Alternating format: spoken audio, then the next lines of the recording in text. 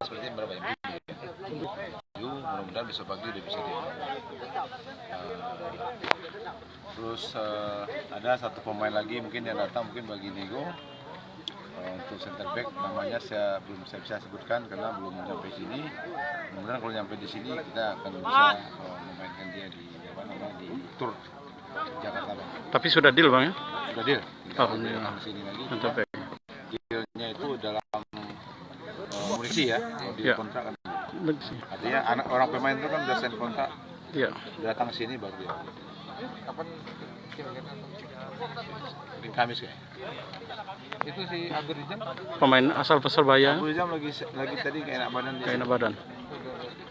Bang, kenapa merekrut Ronaldo, Bang?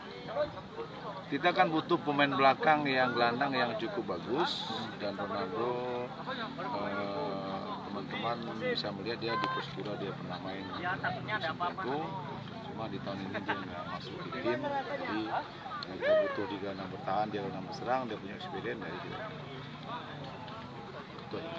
Terus Abanda yang Abdul Rahman itu memang nggak ke kita, Pak? Abdul Rahman itu sudah deal angkanya, ya sudah dikirim nomor rekeningnya, tapi nggak tahu dia minta izin sama saya jodohnya di sini apa, di Jaya dia mau ke Bayangkara.